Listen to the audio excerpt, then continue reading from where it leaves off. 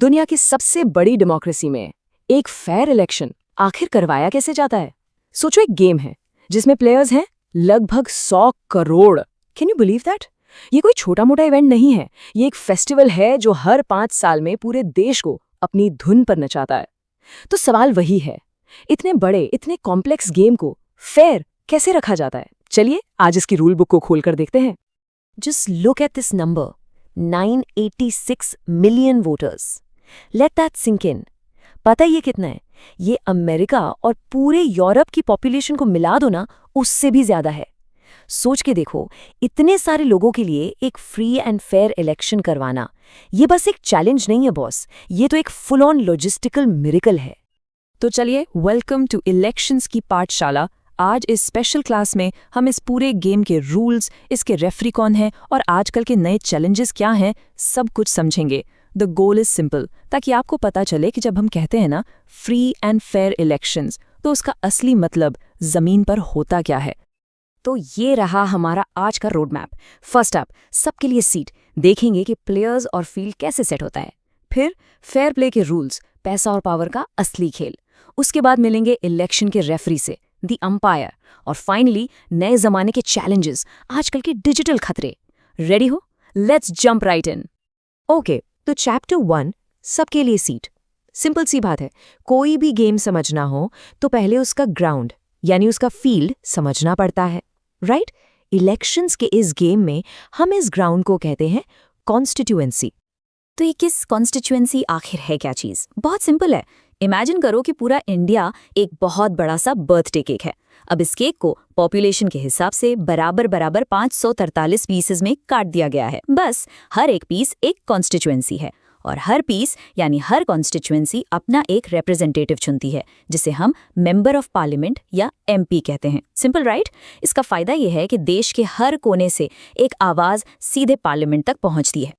Okay, so ground तो set हो गया, 543 पीसेस। लेकिन यहाँ एक बहुत इंपॉर्टेंट सवाल उठता है, क्या इस ग्राउंड पर खेलने वाले सभी प्लेयर्स, क्या वो बराबर हैं? क्या सबके पास जीतने का एक जैसा, एक इक्वल चांस है?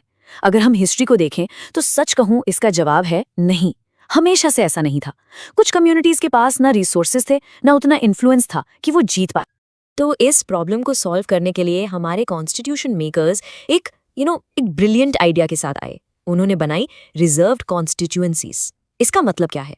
कुछ सीट्स को शेड्यूल्ड कास्ट या शेड्यूल्ड ट्राइब कम्युनिटीज के कैंडिडेट्स के लिए रिजर्व कर दिया गया। अब इसमें एक कैच है, वोट तो उस एरिया के सभी लोग देंगे, लेकिन जो कैंडिडेट खड़ा हो सकता है वो सिर्फ उसी रिजर्व्ड कम्युनिटी से होगा। मकसद बिल्कुल साफ था, उन आवाजों को पार्लियामेंट में जगह देना जो शायद इस ओपन रेस में कहीं पीछे ही रह जाती। अब इसका कोर डिफरेंस समझो। ओपन सीट का मतलब क्या है? सबको लड़ने का मौका है, एनीवन कैन कंटेस्ट। लेकिन रिजर्व्ड सीट ना, वो एक स्टेप आगे जाती है।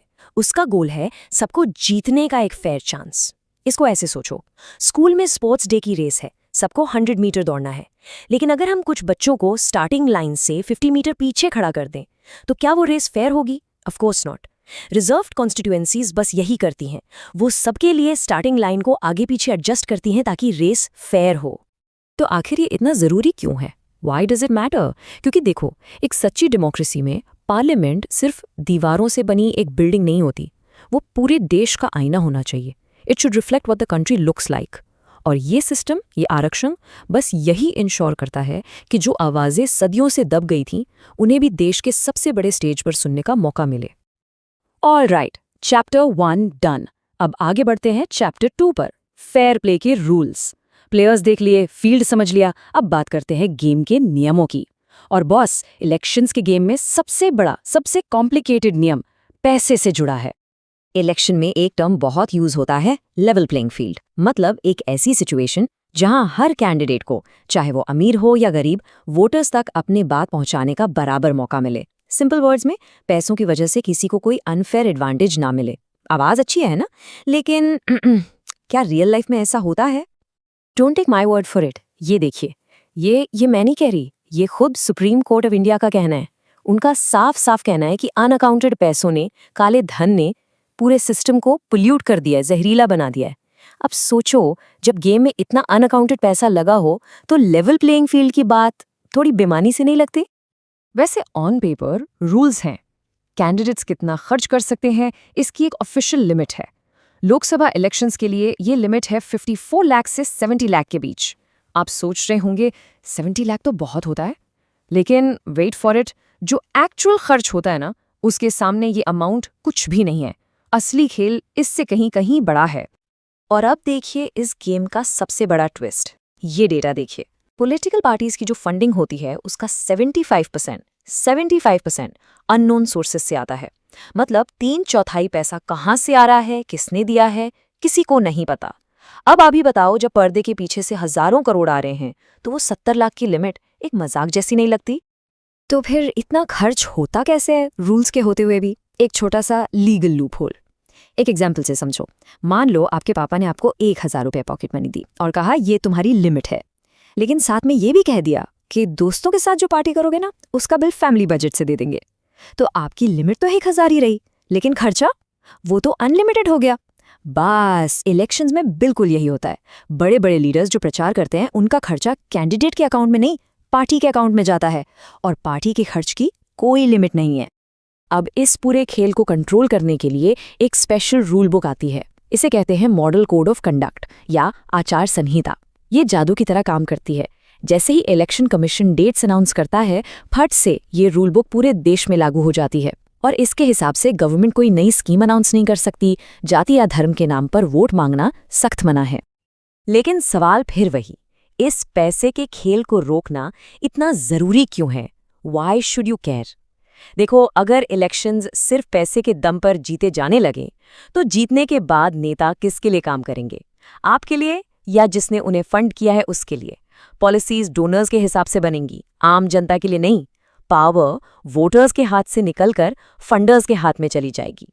ओके, तो रूल्स हैं, लूप होल्स भी हैं, प्लेयर्स हैं, पैसा भी है। इतने हाई स्टेक्स गेम में एक फेयर रिजल्ट के लिए सबसे जरूरी कौन होता है? The referee, the umpire. तो अब मिलते हैं हमारे इलेक्शंस के ऑल पावरफुल रेफरी से। इन्हें कहा जाता है the guardian of the vote. ये पावरफुल टाइटल है the election commission of India यानी ECI।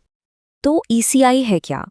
ये एक इंडिपेंडेंट कॉन्स्टिट्यूशनल बॉडी है, और यहाँ पर सबसे इंपॉर्टेंट वर्ड है इंडिपेंडेंट, मतलब आज़ाद। ये किसी सरकार के अंडर काम नहीं करती, किसी पार्टी के अंडर काम नहीं करती। ये सीधे कॉन्स्टिट्यूशन को आंसर करती है, और इसकी जिम्मेदारी प्रेसिडेंट ऑफ इंडिया से लेकर एक छोटे से स्टेट के इलेक्शन तक सब कुछ कंडक्ट करना। That's why we call it the all powerful referee. तो है रेफरी के पास पावर्स क्या क्या हैं? स्टेप 1, ये इलेक्शन की सीटी बजाता है, यानी डेट्स अनाउंस करता है। जैसे ही डेट्स अनाउंस होती हैं, step 2 model code of conduct लागू हो जाता है। स्टेप 3 फिर ECI पूरे कैंपेन पर एक हॉक्स आए, एक बाज की नजर रखता है। स्टेप 4 वोटिंग के दिन पीसफुल पोलिंग और उसके बाद फेयर काउंटिंग इंश्योर करना। और फाइनल स्टेप 5 रिजल्ट्स डिक्लेयर करना और नए विनर्स का ऐलान करना। ओके, अब आपके लिए एक सवाल। Time for a pause and think. आपने डिफेक्शन के बारे में सुना होगा, जब कोई MLA या MP जीतने के बाद अपनी पार्टी बदल लेता है। राइट नाउ उसको डिस्क्वालीफाई करने का पावर हाउस के स्पीकर के पास होता है।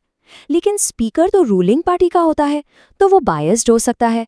तो मेरा सवाल आपसे ये है, क्या ये पावर ECI जैसे एक न्यूट्रल इंडिपेंडेंट रेफरी के पास नहीं होनी चाहिए? What do you think? Let me know in the comments below. I am really curious. और इस डिस्कशन से एक बात बिल्कुल साफ हो जाती है कि एक स्ट्रॉन्ग और इंडिपेंडेंट रेफरी यानी ECI कितना जरूरी है। इमेजिन करो, इंडिया पाकिस्तान का वर्ल्ड कप फाइनल चल रहा है और अंपायर बायस्ड है। क्या आप उस मैच के रिजल्ट पर भरोसा करोगे? बिल्कुल नहीं। एग्जैक्टली वही बात है। हमारा पूरी डेमोक्रेटिक प्रोसेस पर जो विश्वास है वो इस एक इंस्टीट्यूशन की ताकत और फेयरनेस पर टिका है। ओके, तो अब तक हमने फील्ड, रूल्स और रेफरी सब समझ लिया। ये था ट्रेडिशनल गेम। लेकिन अब गेम बदल रहा है, बहुत तेजी से बदल रहा है। टेक्नोलॉजी ने एक बिल्कुल नया प्लेइंग फील्ड खड़ा कर दिया है। तो चलिए चलते हैं अपने फाइनल चैप्टर में, द न्यू एज गेम, नए जमाने के चैलेंजेस। सिंपल सी बात है, पहले प्रचार सड़कों पर होता था, रैलीज में होता था, पोस्टर्स पर होता था। अब प्रचार आपकी मोबाइल स्क्रीन पर हो रहा है। फेसबुक, इंस्टाग्राम, व्हाट्सएप, यूट्यूब, ये आज के नए इलेक्शन के मैदान हैं। और प्रॉब्लम क्या है? प्रॉब्लम यह है कि इस नए मैदान के लिए हमारी पुरानी रूल बुक में कोई चैप्टर ही नहीं है। तो ये नए डिजिटल चैलेंजेस कुछ बहुत सीरियस सवाल खड़े करते हैं। सोचो, ऑनलाइन कैंपेन्स पर खर्च हो रहे करोड़ों रुपयों को ट्रैक कैसे करें, फेक न्यूज और मिस इन्फॉर्मेशन को फैलने से कैसे रोकें, और सबसे बड़ा सवाल, व्हाट्सएप जैसे end to end encrypted platforms को रेगुलेट कौन करेगा, कैसे करेगा? इन सवालों के जवाब हमारा पूरा सिस्टम अभी ढूंढ रहा है। इन्हीं नई चैलेंजेस में से एक बहुत बड़ा खतरा है पेड न्यूज़। यह है क्या? बेसिकली ये है एक एडवर्टाइजमेंट, लेकिन ये एक खबर का, एक न्यूज़ आर्टिकल का भेस बदलकर आपके सामने आता है ताकि आपको लगे कि आप न्यूज़ पढ़ रहे हो जबकि आपको एक ऐड दिखाया जा रहा है। और ये वोटर्स को मैनिपुलेट करने का एक बहुत ही स्नीकी तरीका है। तो इस डिजिटल स्टॉर्म से ECI कैसे डील कर रहा है? वेल, उन्होंने सोशल मीडिया प्लेटफॉर्म्स के साथ एक वॉलंटरी कोड ऑफ एथिक्स बनाया है। ध्यान दीजिए वॉलंटरी वर्ड पर, मतलब उनकी मर्जी है माने या ना माने। साथ ही कैंडिडेट्स के फॉर्म्स में डिजिटल खर्च का एक नया कॉलम डाल दिया है। लेकिन सवाल यह है, इतनी बड़ी प्रॉब्लम के लिए क्या ये छोटे छोटे कदम काफ़ी हैं? Is it enough? तो लास्ट में ये डिजिटल बैटल ग्राउंड इतना मैटर क्यों करता है? Why is this a big deal? क्योंकि ये एक ऐसा नया प्ले ग्राउंड है जिसकी ना तो कोई साफ बाउंड्री है, ना कोई आमने सामने का रेफरी है। यहाँ पर फेयर प्ले इंश्योर करना, सच मानिए, हमारी डेमोक्रेसी के सामने अगला सबसे बड़ा चैलेंज है। तो चलिए इस सब को एक आखिरी सवाल के साथ खत्म करते हैं। हमारी जो रूल बुक है वो रैलीज, पोस्टर्स और लाउड स्पीकर के ज़माने के लिए बनी थी। आज प्रचार एल्गोरिथम्स और वायरल वीडियोस से होता है। टेक्नोलॉजी बदल गई है, गेम पूरी तरह से बदल गया है। तो क्या अब वक्त नहीं आ गया है कि हम इस गेम की रूल बुक को